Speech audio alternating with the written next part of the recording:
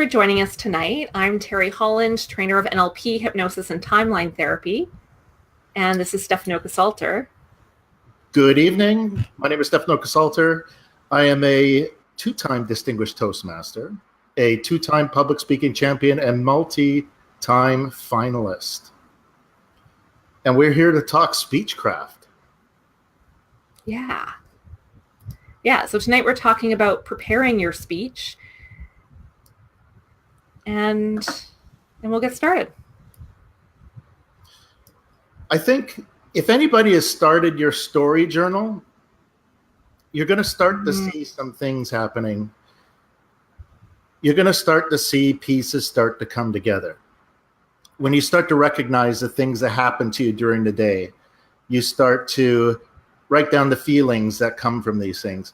It's going to start triggering other similar emotions and different things that have happened to you in the past. This is where it's a gold mine. And once you start mining these pieces of gold, it starts all coming together.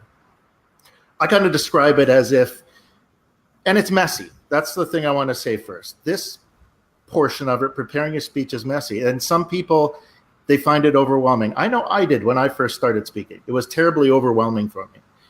And the way I can just describe it now is think of it as a puzzle. When you're putting together your ideas and everything for a speech, it's like opening a 1,000-piece puzzle and dumping it on the table. Mm-hmm. There you have 1,000 pieces, some are turned over, and it's overwhelming to look at it like this because you can't see the finished product. Right. But then you start putting a couple pieces together here, pieces together there, you get the border around it, and then eventually everything finally comes together. Yeah. So don't get discouraged. And just to backtrack for anyone who's watching this episode, if you're not sure what we're talking about the story journal, that's in the previous episode. So you might want to watch that one as well, just to catch up on what it is we're talking about when we mention a story journal. I think one of the biggest questions that I'm asked is, how do you come up with the topics for your speeches? Right. And there's a magic formula that we call the Topic Trifecta. Mm-hmm. And it's 3 different things when combined together makes the perfect topic for your speech.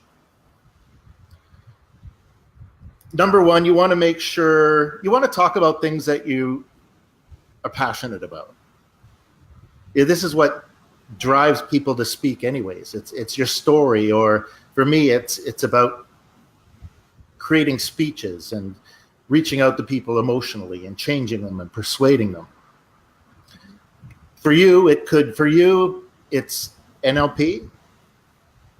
Yep. For other people, it doesn't matter. All you need to do is speak about something you're passionate about, and it just comes out naturally. And you can see it anytime I talk about public speaking, it ignites me. And that's the kind of feeling you want to have when you're speaking. So first of all, what you're passionate about, and also something you're knowledgeable about. I probably wouldn't be speaking like this if I hadn't been actually studying public speaking almost every day for the past 7 years. And you wouldn't be talking about NLP and public speaking if you haven't been mastered it yourself. Yeah, for sure. You have to know what you're talking about. I wouldn't pretend, because it just doesn't come out naturally now. If you don't know what you're talking about, it doesn't sound authentic as well. Yeah, absolutely.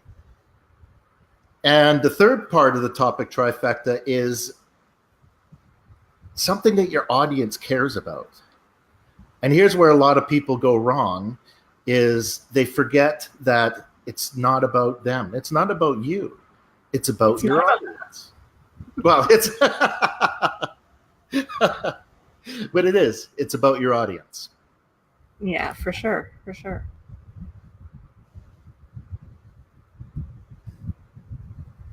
Yeah.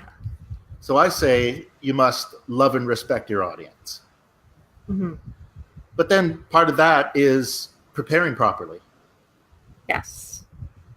If you really cared about your audience, you'd prepare. Yep. I think it shows respect for your audience when you take the time to prepare. And if you've ever seen a professional speaker who hasn't prepared properly, you probably noticed, right? They're spending more time thinking about what to say next than delivering what it is that they're supposed to be delivering and sharing their message. And if you're a speaker who's ever done that before, where you haven't been fully prepared, the moment that you get nervous, as soon as you start getting those butterflies, your mind gets so distracted thinking about what do I have to say next, that you end up not delivering a solid, cohesive message. And that's really, I think, disrespectful to the audience. It's not giving them full value of what it is that they came to hear. Absolutely. Mm-hmm. And this is where we get into, I kind of like to look at it as, preparing and writing your speech for presentation. It's like going to a fine dining restaurant. Yeah. You've been to beautiful restaurants and you get this plate of food that's just beautiful. It's cooked to perfection. The taste, the flavor, everything is just perfect. And the presentation is wonderful. Now, it didn't start out like that. Right. It's all a vision of the chef. It started with ingredients. But the chef, he took the carrots and cut the tops off. He washed the potatoes. He trimmed the fat off the steak and made everything just perfect. And it took time. It was messy, but it was the only way to get a perfect meal. Right. Most speakers, beginning speakers especially, if they're not preparing, it's like a bad cook at a fast food joint. They slap everything together, put it in front of their customer in a cardboard box, and the customer's pissed off when they open it. It looks nothing like the advertisement. Mm-hmm. And it may be tasty, but it leaves you kind of feeling a little bit ill after. Yeah. So that's what it is. Take the time to prepare. You want to be the chef, but the chef had training too, just like a speech crafter. And these are the little nuances you learn when you're doing it. It's like the flavors, how each one goes together, how they cook it to perfection like that, and how do they present it properly. And these are all skills you're going to want to learn as a public speaker. And this is where we get into the message, which a lot of people forget that message is key. Absolutely. Yeah. I remember when I first started speaking, it was my first time entering the international speech competition. And I had this wonderful story. It was my signature story. It's something that most people would never happen to in their entire life. And I lost the message of it. I painted myself in the corner, basically, because I thought the speech would win just alone. But then when I ended up losing in division because somebody had a better message of me. Actually, right. Andrew, our good friend, Andrew Thompson, he had a strong message. He had a strong message about forgiveness. Right. So it doesn't matter what your story is. If you lose sight of the message, that's where you're really going to suffer. And I ended up losing in division. I came third and he came first. He actually went on to win the district international speech competition and go to the world finals, which is amazing. Right. So yeah. That was a huge lesson for me. Yeah, you definitely have to have a message. And when I was a starting out speaker, I didn't realize that. I didn't realize the importance of that either, of having a clear message. And if you think about it, what's the point of speaking if you don't have a message? Then what are you talking about? What do you want the audience to get from your speech? And it's important to recognize that. Yeah. So one thing that we do in NLP is we deal with a lot of emotion. Mm-hmm. And if you really want to connect with your audience, you have to tap into their emotions. And there's one book, if you're a competitive speaker, it's a great book. It's called Speaker, Leader, Champion, and it's by world champion public speaker Ryan Avery. And in there's this list of eternal virtues, which I just connected with immediately. Because when you have your story, you can actually take your story, attach it to one of these eternal virtues, and end up having something that's a powerful message that will connect with almost anybody in your audience. So, for example, some of these are action, balance, justice, love, mindfulness. See, all these things are universal feelings or emotions. Right. Although be careful, sometimes across cultures, some things are different, but mostly it works out properly. Yeah. And so universal. Go ahead. Go on. I was just going to clarify that a universal is an experience that everyone can relate to. Yeah. Ideally, you want something that everyone can relate to. Everybody has an understanding of what compassion is, or charity, contentment, love, passion.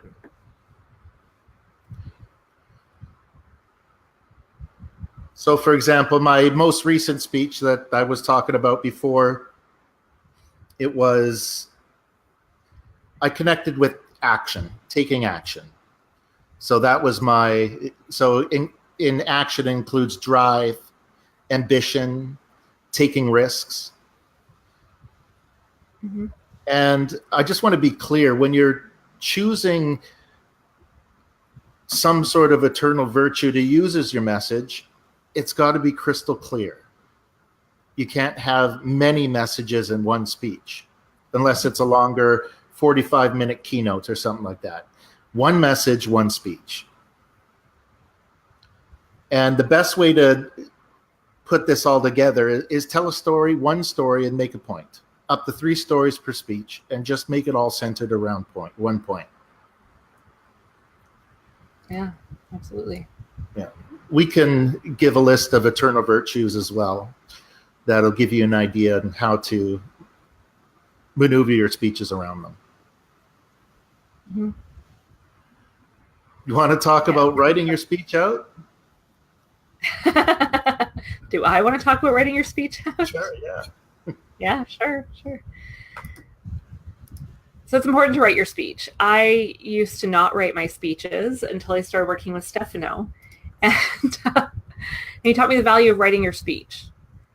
Before I thought, well, it's all in here. I don't have to write it out. I can just kind of wing it. Or if I practice it enough times and speak it enough times, I'll come up with something pretty solid. The thing about writing your speech, though, is that it gives you an opportunity to really craft it and to edit your speech. You can't edit it if you don't write it. Great speeches are rewritten, right? That's right. I learned that one from Stefano. Well, I learned it from somebody else, so I'm not taking credit for it.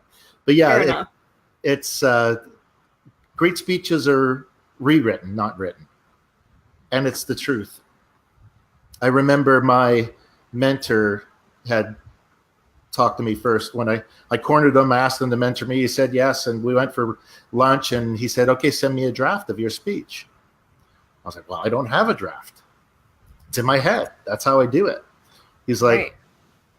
Send me a draft of your speech. It's not, I don't have a draft. He said, write it down and send it to me. So I did. And I didn't realize how raw your speeches are when you first write them. Mm-hmm. You will never, ever come up with something perfect the first time you write it down. I go back to competitive speaking because sometimes you rewrite a speech 100 times, 300 times. It keeps improving, keeps getting better. There's a word that can be changed that'll make things more impactful. There's another emotion you can touch upon. And how do you know what you can change unless you write it out? Now, one thing that you do or have done is transcribe your voice. A lot of people are visual or audio or kinesthetic. And if you work better by speaking, then do that. But get it transcribed. You always need something where you can look down and make the changes. Yeah. And the reason that I like transcribing myself speak is that we speak differently than we write. So if you want your speech to be conversational and natural, it's transcribing it really helps with that. Yeah, one thing also is you can tape yourself. Video is one of the best learning tools you can use when you're going through your speeches and rewriting your speeches. I hate seeing myself on camera. Like, I'm looking at myself now, and I detest it. I can't stand it. But I do it because it's one of the best learning tools that there are. For sure.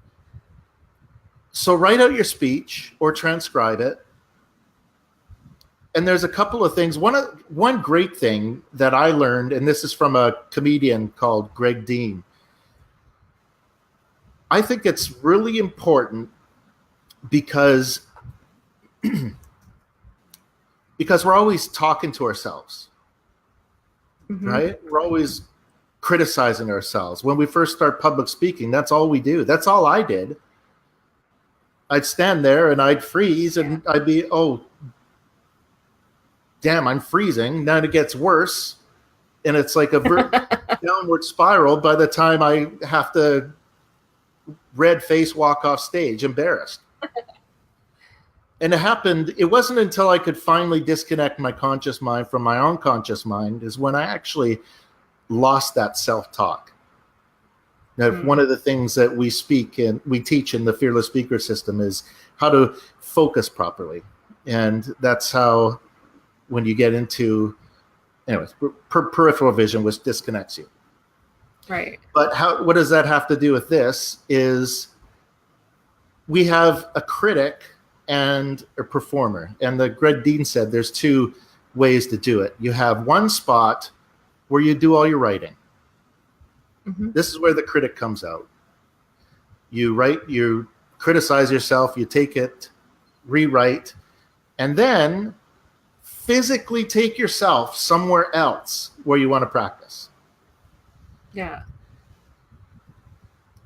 The thought is that if you practicing where you're writing, or you're writing where you're speaking, your critic's going to be there all the time. So it's just one little trick or technique that you can do to disconnect yourself from that inner critic. Yeah, for sure. In NLP, we call that an anchor, that you're anchoring that state of, this is a state that I'm writing in, and you're anchoring it to that location. And this is a state I'm in when I'm practicing, and you anchor that to another location. So an anchor is just a stimulus response mechanism. So you start to, when you're in that space, you know it's time to write. When you're in your practice space, it's time to practice. Another trick that I use is if I'm writing, sometimes I'll black out my screen. So I'm typing, I'll have tons of typos and errors when I go back to clean it up. But as long as I can't see the words in front of me on the screen, I can't edit and write. So it puts me in a creative space. That's cool. I didn't know that.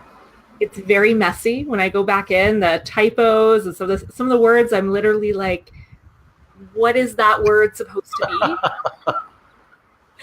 But it gets me out of that editing mindset so that I can really just create and type unedited. Yeah. Another good thing to do is let your speech sit. Write it down. If you want to practice it a couple times or whatever, that's fine. But let it sit for a few days. Let it sit for a week. Let it marinate like a steak. You know, you can take the steak out of the package and throw it on the grill, and it's going to taste good. Oh, I think. But just let it sit for a bit. Let it marinate. And then when you go to cook it, it's going to taste that much better. And what I mean by that is your unconscious mind will just start to work things out. You'll start to get different ideas start to come to you. But you can't have that happen if you're always connected to your speech.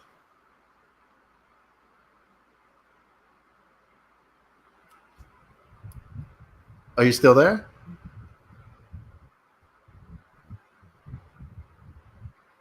Are we having technical difficulties? Well, Well, I'm just going to keep talking just in case. I always get back to having a good mentor or a coach as well. It's hard to see things from the inside out.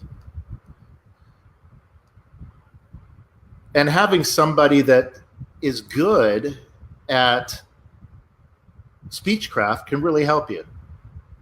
It's kind of like having a diseased body, and someone, you can't tell exactly what's wrong with it, but you have an x-ray machine that could look inside, and that mentor or coach is somebody that can be that x-ray machine. Cut out, take out what needs to be cut out, and add what needs to be added.